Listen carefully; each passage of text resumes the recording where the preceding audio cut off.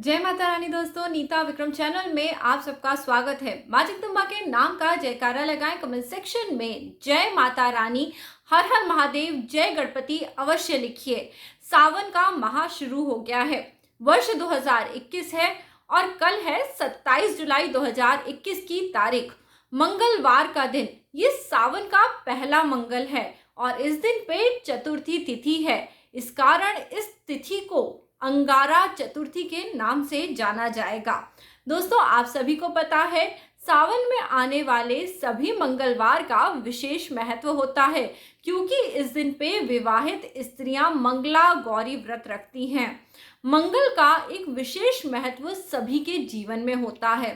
मंगल ऊर्जा का कारक होता है और कई बार शादी या विवाह में मंगल के कारण कई परेशानियां भी आने लगती हैं। तो आज इस वीडियो में आपके जीवन के हर कष्ट को दूर करने के कुछ आसान उपाय मैं आपको बताने वाली हूँ।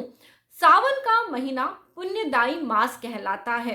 इस मास में भोलेनाथ, शिव शंभू और माँ पार्वती अपने भक्तों के जीवन का विष रूपी दुख दर्द दूर कर देते हैं, उनका कल्याण करते हैं। पूनम के बाद कृष्ण पक्ष की जो चतुर्थी होती है, इसे संकट नाशक चतुर्थी कहा जाता है। जो मनुष्य जीवन में कई प्रकार के कष्टों के कारण परेशान हो, उन्हें इस दिन पे बिना नमक का भोजन ग्रहण करके जब तक करते हुए व्रत करना चाहिए, पूजा साधना करनी चाहिए, जिससे जीवन में उन्हें कष्टों से मुक्ति मिले। कई बार लोग बाग कर्जे के कारण, घर न बनने के कारण, विवाह संबंधी परेशानियों के कारण बहुत कष्ट में होते हैं। तो आज मैं आपको बहुत सारे ऐसे उपाय और कुछ आसान विधि बताऊंगी जिससे कि आप व्रत पूजन कर पाएं। दोस्तों, कोई भी व्रत रखने में शुचिता का विशेष महत्व होता है। शुचिता यानी साफ सफाई, जिसके लिए हमें सुबह उठ के स्नान तो करना ही चाहिए। इसके अलावा हम सबके जीवन में कुछ ना कुछ अच्छी और बुरी आदतें होती हैं।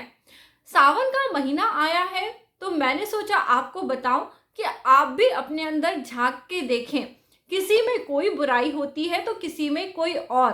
तो आप अपने जीवन की यदि कोई एक बुराई भी इस सावन के माह में छोड़ पाते हैं तो भोलेनाथ, शिव शंभू आपके जीवन की कई परेशानियां दूर कर देंगे।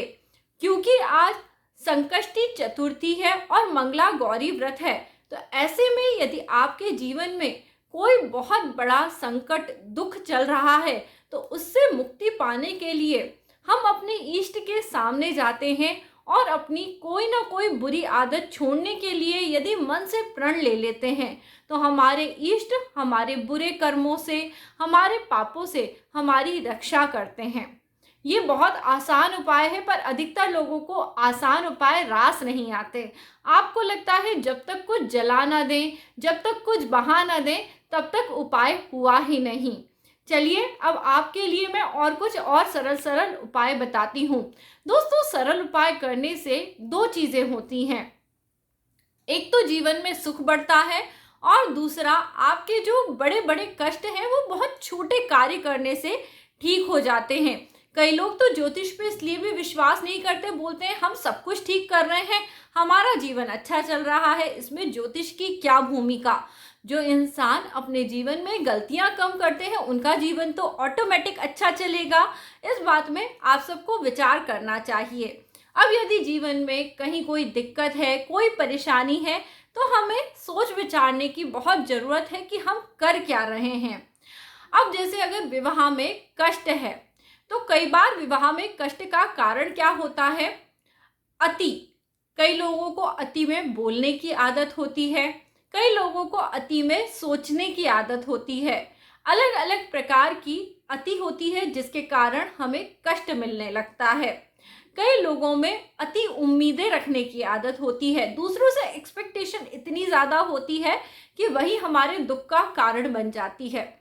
तो सबसे पहले यदि आपका विवाह अच्छा नहीं चल रहा, तो आप कारण ज़रूर तलाश लें कि ऐसा कौन सा कारण है कि विवाह में बहुत दिक्कत आ रही है, और अपनी उस आदत को जो आपके विवाह को खराब कर रही है, उस आदत को छोड़ने के लिए प्रण करिए, तभी आपकी पहली मुसीबत दूर होगी। अब दूसरा उपाय क्या करना है? उपाय दोस्तों, जैसे एक घाव को पहले धो के साफ करा जाता है और उसके बाद मलहम लगाया जाता है, वही काम करता है। पहले आप अपने घाव को साफ करें, यानी अपनी आदतों को सुधारें और उसके बाद उपाय करें।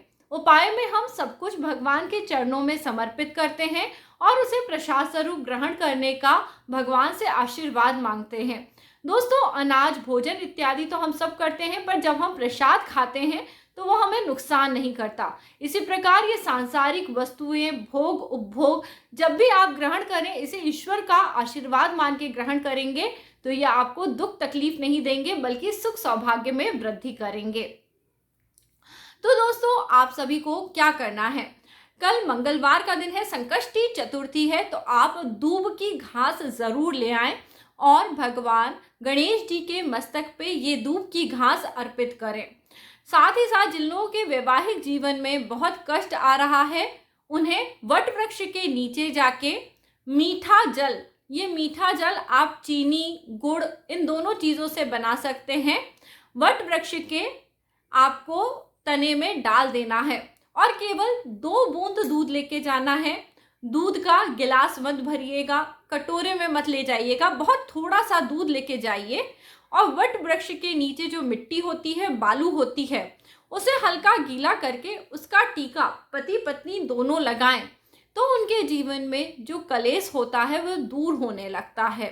वट वृक्ष में स्वयं वटकेश्वर महादेव का वास होता है। बड़ी बड़ी दुख, बड़े बड़े कष्टों को हरने वाला वट वृक्ष आपके जीवन में आपको सुख सौभाग्य दिलाता है। और दोस्तों, कल मंगला गौरी का व्रत है, तो सभी स्त्रियां जो मंगला गौरी का व्रत करेंगी वो माँ गौरी से निरंतर प्रार्थना करें। प्रार्थना में बहुत असर होता है। आपने सुना होगा कई बार, जब बड़े बड़े डॉक्टर, वैद्य या कोई भी काम करने में इंसान असफल होता है तो वो प्रार्थना करता है, क्योंकि ये केवल हिंदू धर्म ही नहीं, सभी धर्मों में लोग प्रार्थना पे विशेष महत्व देते हैं। पूजा तो दोस्तों हम घर में जब भी करते हैं, आधा घंटा करते हैं, 1 घंटा करते हैं, पर प्रार्थना तो हम हमेशा कर सकते हैं। तो आप अपने मन में जब प्रतिदिन प्रार्थना भरपूर करेंगे तो आपके दुख तकलीफें दूर होने लगेंगी। अब कल जैसे मंगलवार है तो आप थोड़ा हल्दी का प्रयोग करें। हल्दी से तिलक बना लें और हल्दी से आप एक घोल बना लें। सबसे पहले गणेश जी के चरणों में थोड़ी हल्दी अर्पित करें। उसके बाद गणपति जी को इसी हल्दी का टीका लगाएं। जिन लोगों के जीवन में बहुत कर्ज है, कष्ट है, उसके बाद ये जो हल्दी है उसका टीका आप धारण करें। आप देखेंगे जीवन में सौभाग्य बढ़ेगा। हल्दी किसकी कारक है? सौभाग्य की। गणेश जी विघ्नों को दूर करते हैं, तो सौभाग्य में आने वाले विघ्न दूर हो जाएंगे स्वयं गणपति की कृपा से। मंगला गौरी का व्रत जो लोग करते आ रहे हैं और उन्हें 4 साल पूरे हो गए हैं, कई लोग मुझसे सवाल कर रहे थे मंगला गौरी के व्रत का हम उद्यापन कब करें। जैसे आमतौर पे तो होता ऐसा है, जब 4 साल पूरे होते हैं तो जब हम आखिरी व्रत करते हैं तो उसी साल उद्यापन कर देते हैं। अब जिन लोगों ने पिछले साल अगर उनके 4 साल पूरे हो गए हैं और तब उद्यापन नहीं करे हैं तो वो कल उद्यापन करें। तो जब हम उद्यापन करते हैं तो उसमें भी जितने समय तक हमारा उद्यापन नहीं हो जाता तब तक व्रत जरूर रखते हैं। तो आप कल उद्यापन कर सकते हैं। मंगला गौरी के व्रत में सबसे पहले दिन एक नारियल ले आए और थोड़े से रुपए, रोली, मोली इत्यादि रख के माँ गौरी और प्रभु भोलेनाथ के सामने संकल्प लें कि आप अपना मंगला गौरी व्रत करेंगे। आमतौर पे जब भी मंगला गौरी का व्रत शुरू करा जाता है, ये जिस साल शादी विवाह होता है तभी शुरू करते हैं। पहले साल में मंगला गौरी का व्रत मायके में करते हैं और बाकी के 3 साल ससुराल में रह के इस व्रत को करा जाता है। मंगला गौरी का व्रत करने से विवाह के बाद आपके जीवन में यदि कोई कष्ट तकलीफ आती है तो ये कम हो जाती है। माँ गौरी अपने भक्तों का सदैव कल्याण करती हैं, अपने भक्तों पे आशीर्वाद बना के रखती हैं। मंगला गौरी व्रत करने के लिए आटे का चौमुखा दीपक बनाया जाता है और अपने हाथ से बालू के गौर बनाए जाते हैं। बालू या मिट्टी जो आसानी से उपलब्ध हो, आप उनके गौर बना लें। गौर बनाने आपको आराम से कहीं पे भी मिल जाएगा। अंगूठे की आकृति बनाई जाती है जिसे हम गौर कहते हैं और इसी का पूजन करा जाता है। वैसे जो मंगला गौरी की किताब है उसमें आपको विवरण मिलेगा कि मंगला गौरी व्रत में रात्रि में 4 प्रहर पूजन करा जाता है, जिसके लिए 4 गौर बनाई जाती हैं। हर मंगलवार को ये गौर माता बनाते हैं और रात में चारों प्रहर पूजन करके सुबह के समय स्नान इत्यादि करके माँ गौरी की आरती करके उन्हें विसर्जित कर देते हैं। ऐसे ही सब मंगलवार को इस विधि के साथ व्रत करा जाता है। माँ गौरी की पूजा के लिए एक छोटा सा लाल कपड़ा ले लिया जाता है। रोली, मोली, हल्दी, चंदन, बेलपत्र, शमी पत्र, पुष्प इत्यादि और सुहाग का सामान लेके माँ गौरी का पूजन करा जाता है।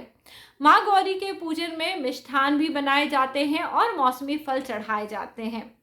दोस्तों, जिन लोगों के जीवन में बहुत ज़्यादा बीमारी हारी चल रही है, उन लोगों के लिए मैं बता दूं कि आप जब तक सावन का माह चल रहा है, कुशा के जल से भोलेनाथ का अभिषेक करें।